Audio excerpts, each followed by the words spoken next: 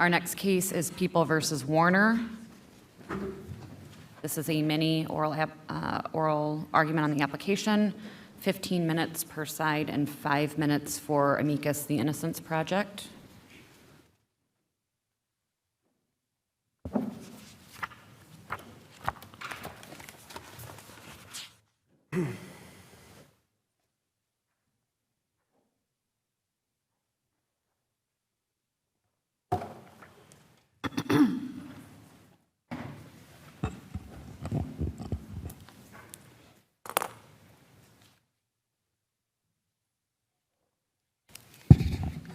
Good morning. You have 2 minutes of a free fire zone, and you may reserve time for rebuttal, but we ask that you keep track of that. Stephen Helton of the State Appellate Defender Office on behalf of Damon Warner, and I'd be happy to waive my free fire zone and answer any questions or concerns that the court might have. Mr. Warner is entitled to relief in this case on 2 separate grounds. First, he was deprived of the assistance that he needed and that he was entitled to fairly present his defense to the jury. And second, he was convicted on an offense of a charge that had been properly null-prossed and had not been properly reinstated. The law in Michigan has been the same for more than 50 years, and the laws in Michigan are the same as they are in practically every other state in this country, as well as under the federal rules of criminal procedure. A new charge can't be added to an information by an amendment, and after a trial court enters a valid nolle pros, it cannot be reinstated by amendment. The proceedings must begin anew. For more than 2 decades, the Court of Appeals has ignored the plain... What's the difference if the judge just said, I dismiss the charge without prejudice, or if they said... I think that's the same thing. I think if the... So if the charge is dismissed without prejudice, you can't amend the information and add it if there already was a preliminary exam? Yeah, I believe a nolle pros is a dismissal without prejudice.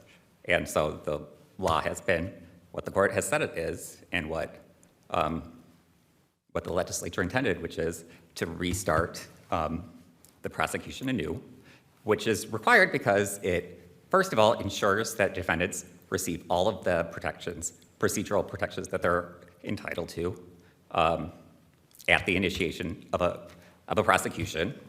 And also, it discourages the sort of tactics that the statute was enacted to address, which is arbitrary and tactical nolle pros and reinstatements by prosecutors. Counsel, I assume you're relying on our case in Curtis to make the determination. How do you respond to the notion that Curtis's pondering about the issue of nolle pros and the history of the nolle pros procedure and the statute and making sure that if a dismissal had happened by a judge under nolle pros, then a new prelim had to happen. There's a claim that that's dicta and not binding on us, and I'm wondering is it dicta or was it one of the parts of the holding of the case? I think it was, I'm not sure if it was dicta. It might have been. It wasn't necessarily required for the outcome of that case, but it was a correct statement as to why the statute was enacted. And it's, the court has consistently interpreted it in that matter ever since. In 2010, People versus Glass said that. And I'd also say, when the court promulgated Rule 612 in 1989, the staff comment said, we're not changing the law this is just implementing the currently existing law. And at that point, there's no question that you couldn't amend an information to add a new charge or dismiss charge. So what about the fact that Curtis involved where the nolle pros applied to all charges on the indictment, and then you have, I don't know how you say it, Goki, where you are allowed to, where there's one charge that then the information can be amended. Like, how do you square those? Maybe we would agree with you that if all the charges are on the indictment are dismissed by nolle pros, that it needs to begin anew. But if you can amend the information later, like, I don't know how to square those two here. Like, if all of the charges had been dismissed is one thing, but there was a, an information, there was still a charge there.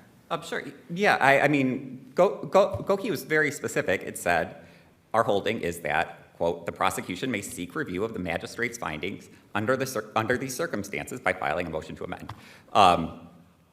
And that was because the court said this is consistent with the Code of Criminal Procedure and the legislative intent. And it also stated in Goki that, that the court rule, the amendment rule, implemented then existing law as it existed in 1989. It did not find that the court rule superseded MCL 76776, and subsequently, in People versus Glass, the court held that it didn't have the authority to deprive defendants to override the legislature's statute in terms of granting or withholding preliminary examinations. That, to me, that precludes the conclusion that 612H or G at the time could provide the prosecution the authority to amend an information to add an entirely new charge. The point was the statute says, and the court rule says, this is to cure defects, imperfections, omissions, and variances with the evidence.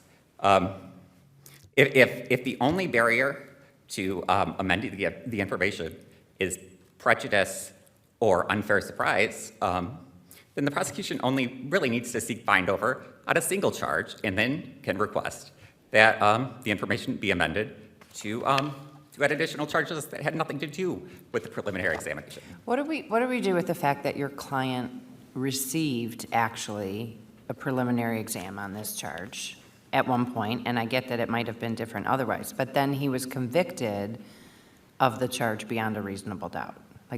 And I think that's what Judge Borrello was sort of posited in the Court of Appeals. What do we do with that?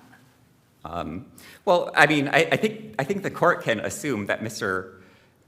Warner wanted a preliminary examination for the same reason that the prosecutor wanted to prevent him from having one, which is, the fact that this provides the defense an opportunity to develop evidence that they can use at trial.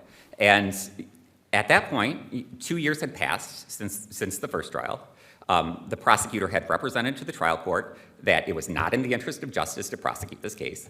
Mr. Warner should have been entitled to question the complainant about whether or not her recollection was the same as it was 2 years prior, and why she had initially decided that she didn't want this case prosecuted and then changed her mind and wanted it prosecuted. These are potentially helpful. This is potentially helpful evidence that Mr. Warner could have used at his defense, but he was deprived of that process, even though he was entitled to it. And that is a due process violation. And correct counsel, you- I'm sorry. in the same boat. I'm trying to sort of square Goki and Curtis. I mean, isn't a distinction that Goki involves a district court refusal on a bind-over, and Curtis involves, obviously, the prosecutor, agreeing to a nulli pros? One is sort of the prosecutor controlling the process, the other is the district court. I mean, is that a fair distinction? I mean, I understand in the end, the charge isn't there, but the question, a nulli pros, I think Curtis sort of went through the history and then, you've outlined certainly concerns about gamesmanship and how a prosecutor can enter into a nulli pros. The statute was enacted to make sure that the gamesmanship would stop. And so I'm just wondering, is there a distinction there? I apologize. I mean, my reading of Goki, and I think the court says this multiple times, is this is an alternative to the appellate procedure that was then available. It was kind of shoehorning an appellate rule into the amendment procedure. And that absolutely is within the court's powers of practice and procedure. Can I direct you to the Kennedy issue, the expert issue? If we agree with you, do we need to remand still for an indigency hearing? I suppose the court could. Mr.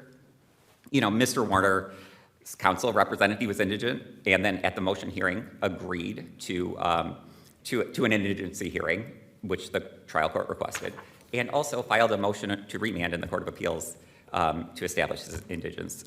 So I suppose if that it would be a necessary hurdle, but I don't think that's truly in question. Mr. Warner had been in prison for the prior 2 years, and as his counsel said, he wasn't.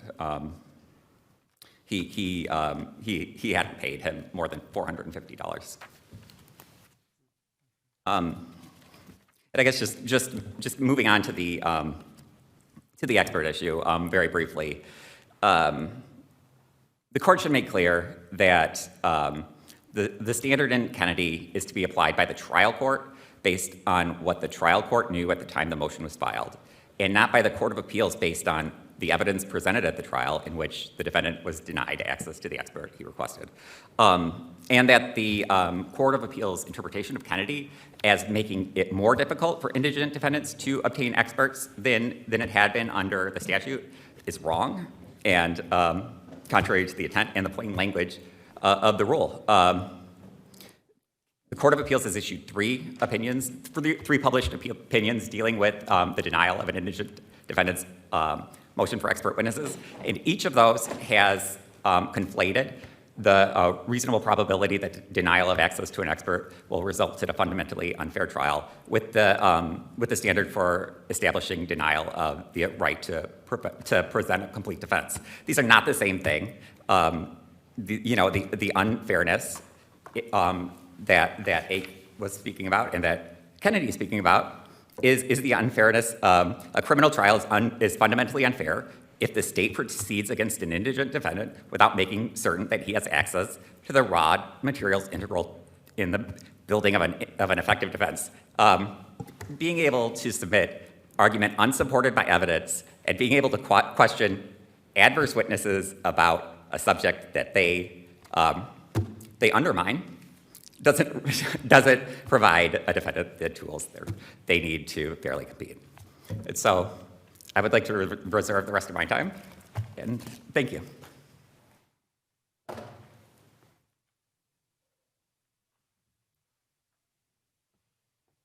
Morning. Lauren Gottesman on behalf of the Innocence Project. Nothing is more persuasive to a jury than a confession. Confessions trump DNA evidence, they trump eyewitness evidence, and it's difficult to imagine anything more counterintuitive than a false confession. Ask anyone you meet, they'd probably say, I would never confess to something I didn't do. It's totally inconceivable. But what we've learned through the cases of wrongful convictions and decades of scientific research is that false confessions, of course, can and do occur. And when false confessions are admitted into evidence, jurors credit those confessions, even in the face of compelling evidence of innocence. Without expert guidance, jurors are at risk of mistaking a false confession as true evidence of guilt and convicting the innocent.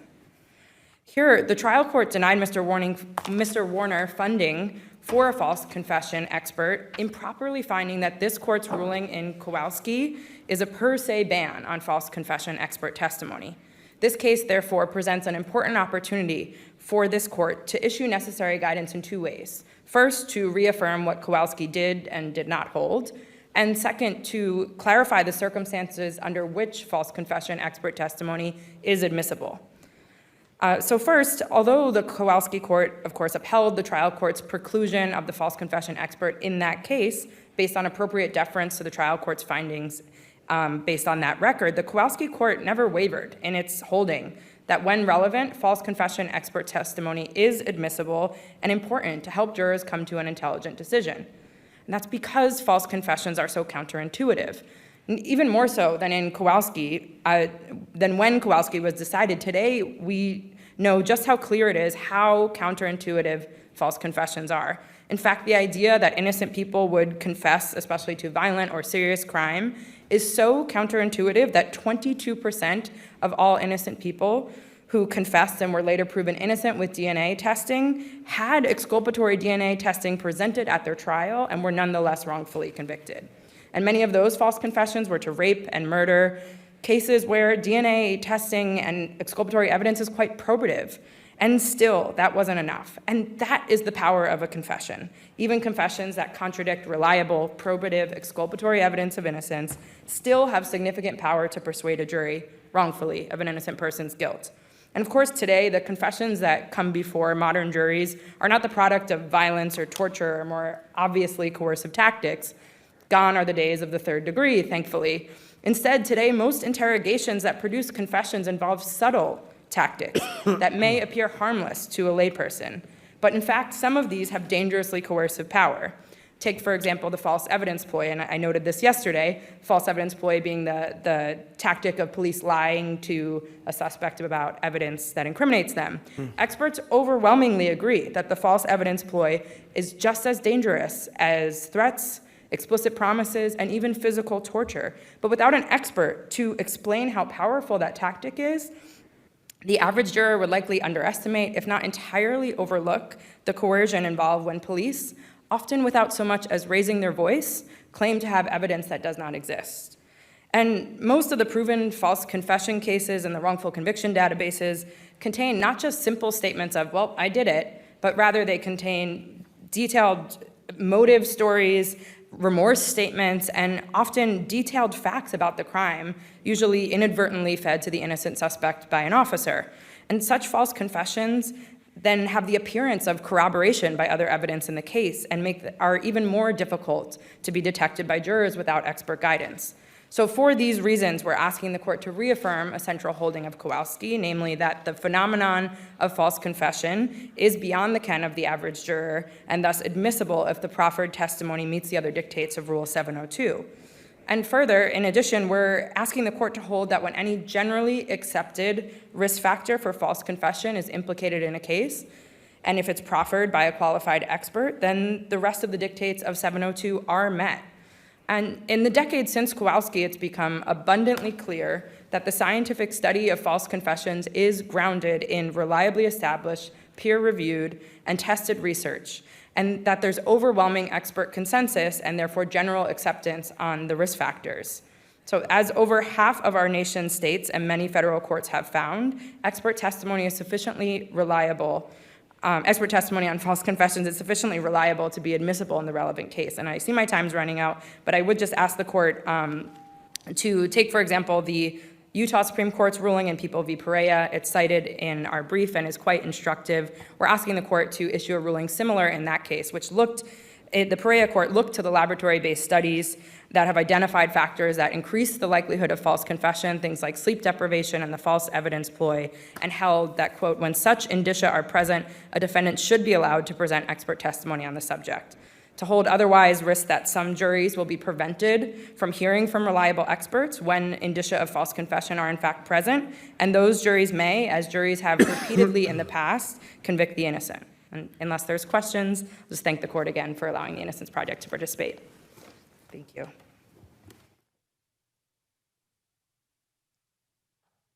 Good morning. May it please the court. My name is Christopher Candela, and I'm appearing on behalf of the Eaton County Prosecutor's Office.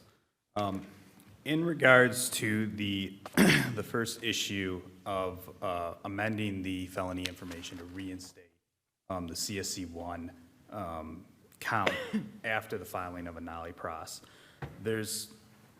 through my research, I found really three cases that govern this topic: People versus Curtis, People versus Ostafin, and People versus, I've been pronouncing it Goacki. I don't know if that's right.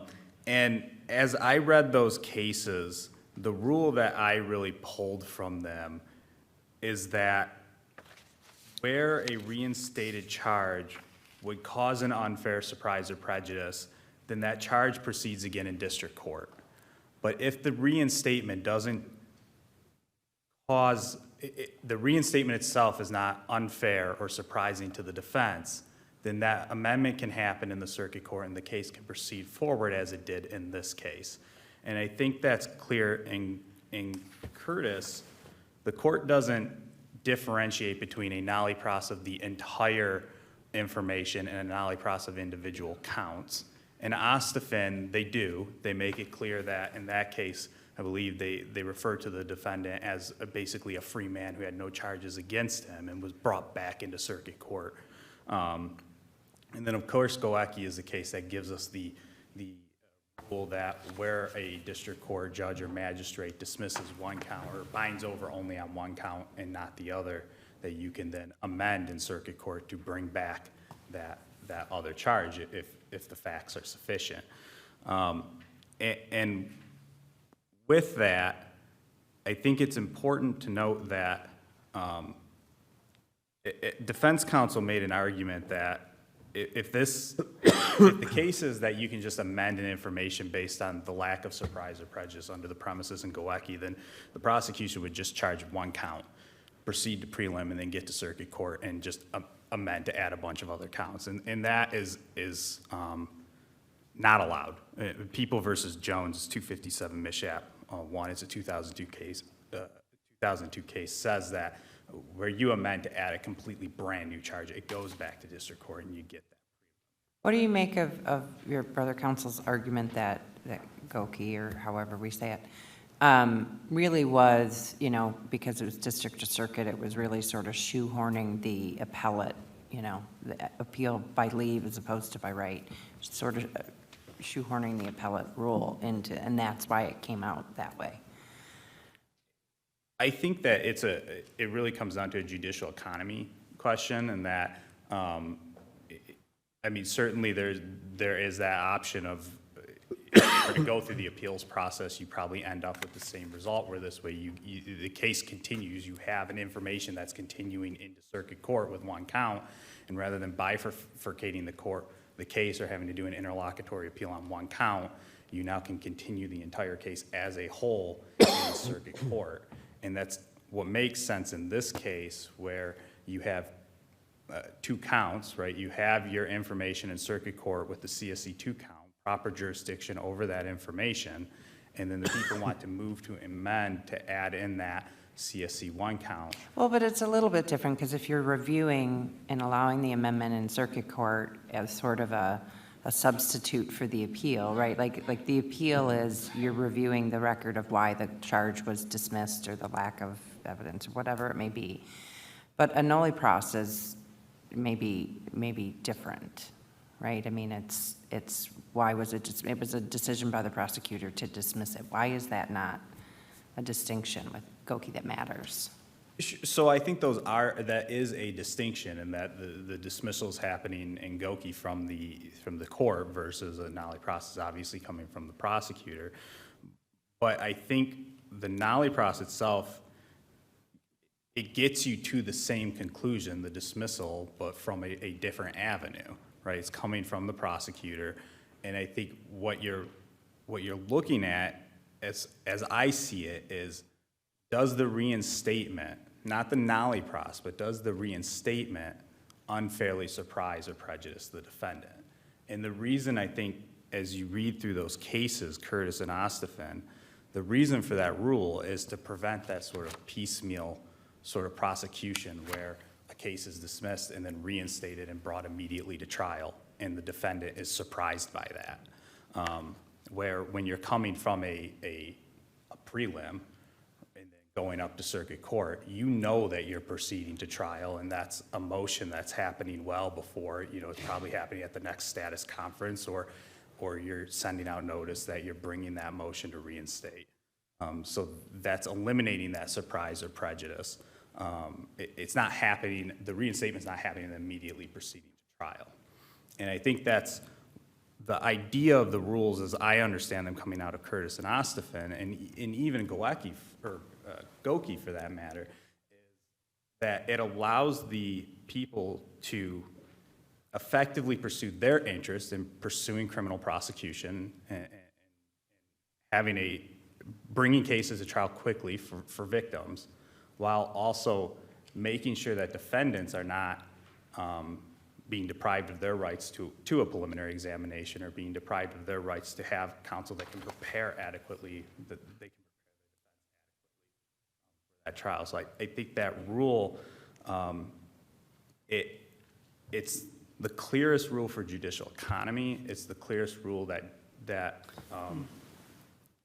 takes the holdings from Ostafin, from Curtis, and from Goecki, and it's the clearest and combines them together to get what would be a rule that is fair for both the prosecution and the defense to move forward in cases like this where a case remands. Because the dismissal, the nollie-pros of the CSC1 case, or the CSC1 count in this case, was really based off the fact that there was a conviction of this on CSC2, the sentence given by the trial court on that CSC2 conviction, and in communication with the victim. And that basis for that nollie-pros was undermined or basically revoked when the Court of Appeals remanded for a new trial. As far as, and then of course, I think the second question the court had in their order was whether or not this is harmless error. I think, I don't see that there's an error in this case with the amendment, but if the court was to conclude that there was an error, that it certainly is harmless because the defendant received every procedural safeguard that he's entitled to, in that he received a preliminary examination, he then received a trial on that CSC1 card, the exact same factual basis that forms that count in both trials. The fact that he wanted to remand for a preliminary examination, the basis that was argued in front of the trial court was basically for impeachment evidence, and it was conceded by the defense attorney that he was not certain whether or not that would even change the magistrate judges or the district court judges' decision on bind-over. But of course, if we agreed with the defendant's argument about the nollie-pros, then isn't there a question whether the circuit court even had subject matter jurisdiction, in which case prejudice wouldn't matter? I believe that when you look at the opinion in Goki, the circuit court has subject matter jurisdiction over the entire case because there is a proper felony information in circuit court for that CSC2 count.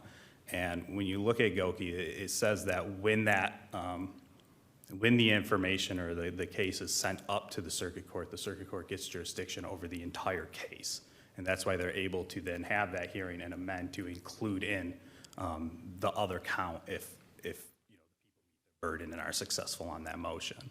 So I think in that sense, the circuit court has subject matter jurisdiction over the entirety of the case. As for the issue on expert testimony, the expert witness regarding false confession, it's really important to note that in this case, the standard of review is abuse of discretion. And so we really have to pay close attention to what information the trial judge had in front of them at the time that they made their decision, at the time that defendant filed his motion asking for that expert and false confession. And at the time of that motion, none of the information regarding the advances in the scientific community and the scientific community's understanding or acceptance of false confession experts or false confessions in general were presented to the trial court at that time. So the information that is provided to this court in the amicus briefs, while relevant to this court in its decision to potentially clarify its ruling in Kowalski and because the court, obviously, several attorneys read that opinion and came to a conclusion that it did prohibit, to some extent, the expert testimony and false confessions. And I think even the Innocence Project concedes in their motion that it's a fair interpretation from that, or it could be a fair interpretation from that, that case, that there is some limitations on that type of testimony. And in fact, at the trial, or at the motion hearing, defense counsel conceded that, okay, yes, Dr. Leo is out under this Kowalski case. So I think that the information that's been provided to this court in the amicus briefs is certainly relevant to this court in its decision to clarify Kowalski if that's what the court so desires to do. But it's not necessarily relevant in its decision of whether or not the trial court abused its discretion because that information wasn't available to the trial court at the time that it made its decision. It wasn't presented to the trial court. Now, one thing that's of note is when you look at the defendant's motion asking for that expert witness, he doesn't actually assert in there that his confession was false. What he asserts in there is that his confession was coerced. And the quote from there is that the defendant and the detective spoke for several hours, and on May 5th, 2016, or spoke for several hours on May 5th, 2016, and the confession was the product of coercion as opposed to the free will of the defendant.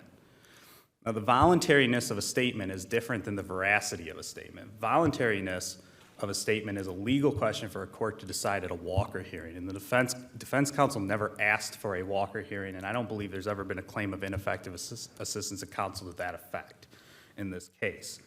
You can have a situation where a statement is coerced but accurate. You can also have a situation where a statement is coerced and not accurate. Whether or not the statement is true or false, a false confession, is a question of fact for the jury to decide, and that's not what was actually pled in the motion. They asked for a false confession expert, but asserted that his confession was coerced. Those are two different things. And so when you look at the standard of what does the defendant have to show to get an expert witness for false confessions, they have to show a reasonable probability that an expert would be of assistance. But counsel, isn't something that's false, can't something that's false be coerced?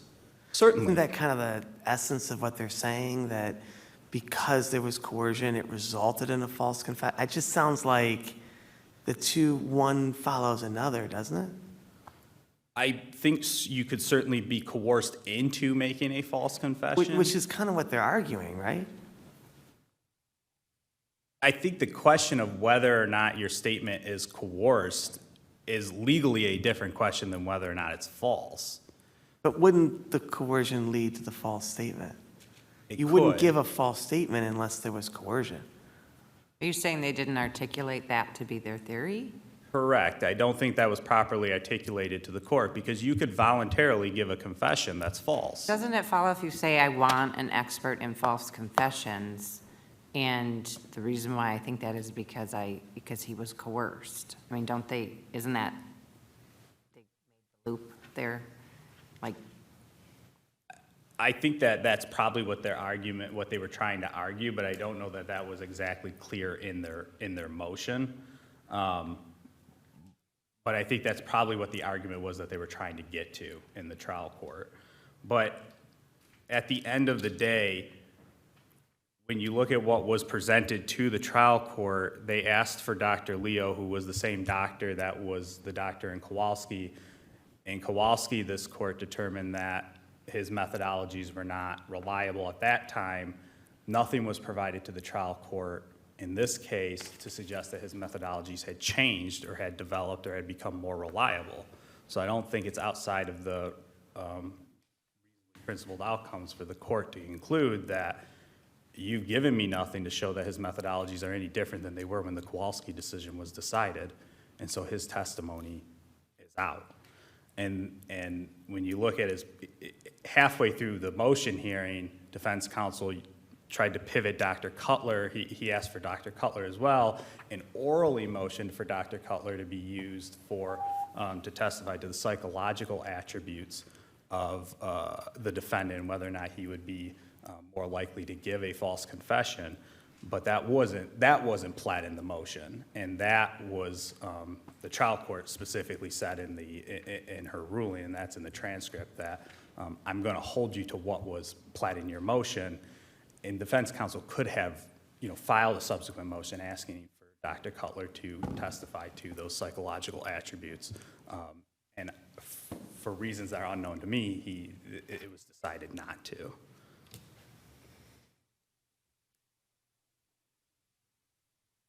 If you have any questions, I believe I'm out of time. Thank you. Thank you.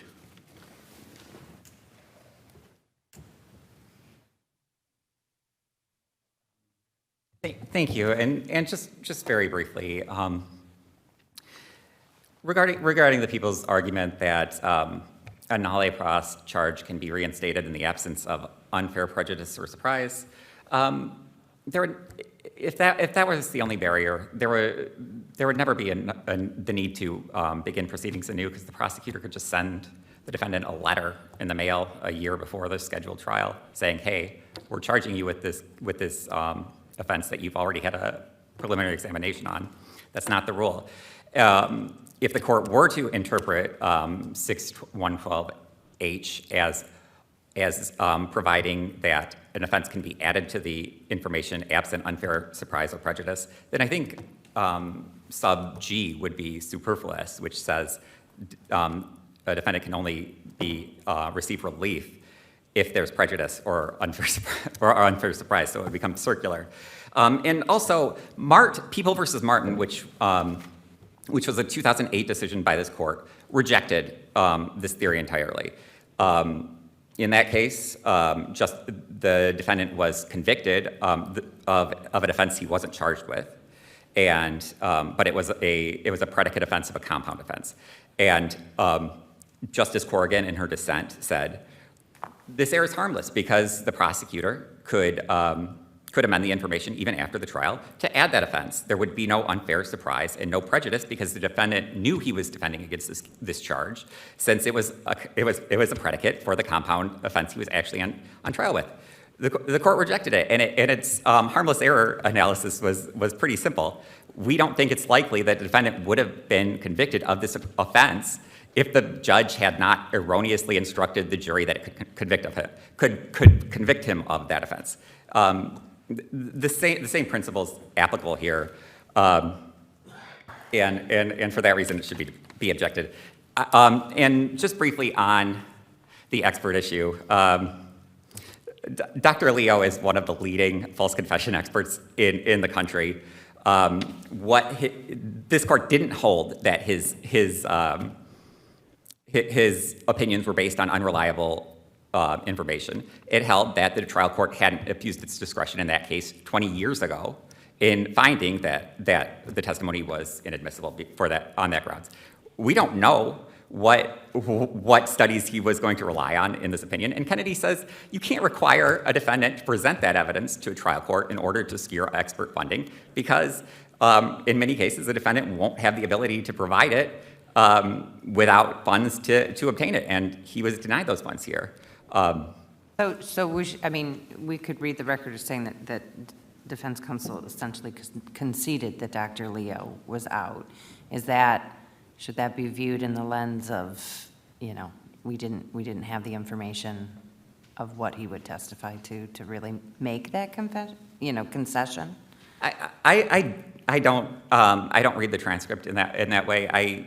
How I read it is defense trial court is saying over and over, well, I'm not going to let this guy testify to this, and so it ultimately ended at the end. The only thing that the court was in any way open to allowing expert testimony on false confession about was personal testing of the defendant and his characteristics. And so that was what defense counsel was asking for. But his motion made clear what he wanted, and it was the assistance of an expert to present this theory to the jury and to help him prepare for his defense. So we'd ask the court vacate Mr. Warner's conviction. Thank you. Thank you. Thank you all, and the case will be submitted.